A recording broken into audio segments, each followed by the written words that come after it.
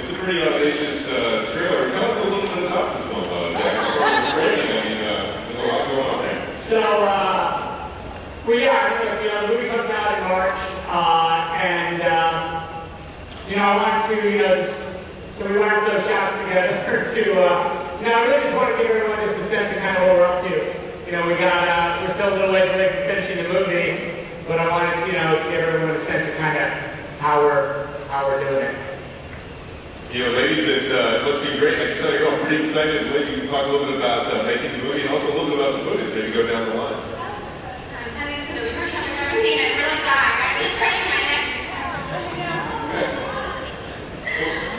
Since people don't know your characters, maybe take turns. Talk a little bit about your character and your reaction to that footage. Okay.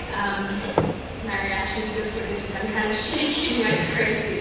But so I played Baby Doll, and her mother dies, and she's left with her abusive stepfather, and he puts her into an insane asylum to be possibly lobotomized, and she has to sort of escape. And she meets these friends along the way, and she sort of plans to escape.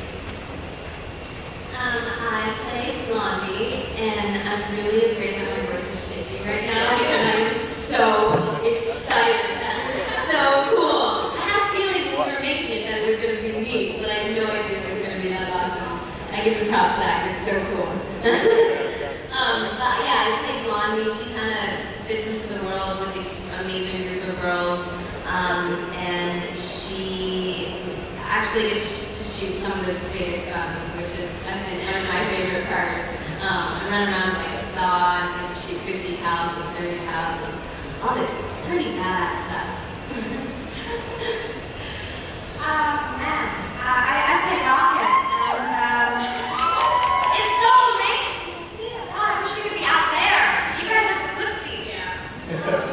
But yeah, Rocket sort of she plays Sweet Pea's younger sister, and Baby Doll comes into this world, and I sort of have to introduce her, and kind of end up really liking her and what she's trying to bring to the table and offer.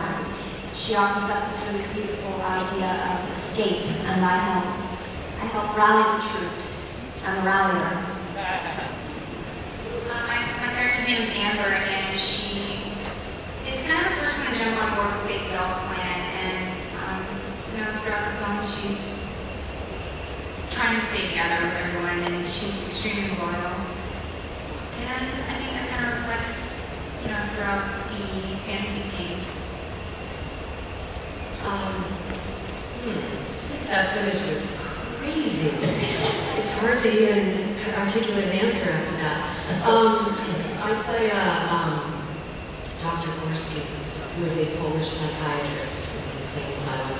And in sort of the alternate world, I'm a dominatrix, influenced choreographer / madame. I mean, you never think you could really say that, right? That is actually my character. And it was such an extraordinary experience that in only a way that Zack can do is sort of elevated to something like that I don't think I've ever experienced and probably will have never seen. Zack, one of the things this film takes place in the insane asylum and goes well beyond that. Obviously, it's sort of I was telling people it's sort of like Alice in Wonderland meets One Flew Over the Cuckoo's Nest, a little Walter Mitty, and then about 19 other movies. Tell us about the creative process of this. Where did the story come from? The story came from I guess, where it really originated was, for me, was in this transition from a certain concept. I've been making TV commercials before I started making movies for about 15 years. And, there was this visual process of sort of condensing time, after around the time, started to create this sort of journal of ideas, even I would kick around when we would talk about it. And really that transition from an insane asylum to this other world as a place where people go in a stressful moment, in a single moment, being able to sort of pack a whole other experience into this other moment. That's kind of where the idea started, and then kind of all grew. And it also,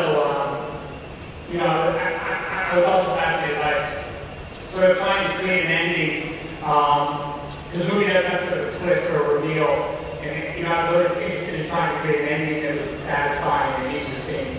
You know, that it wasn't just, right when you start to feel like, you know, the movie's about these crazy action sequences, really what these girls did was, you know, create a movie that, you know, when I saw the first cut of the movie so far, you know, I felt like, okay, I can just take all the action out of this movie. It's really awesome. The girls did such an amazing job. So, you know, that's kind of, I don't know. That doesn't answer the question at all. That's right. I don't do that. You know, and then the characters have their own dances that they do, and the dances that they do are a representation of self and transports the viewer into these alternate places that they go. Could you ladies talk a little bit about your dances and yeah.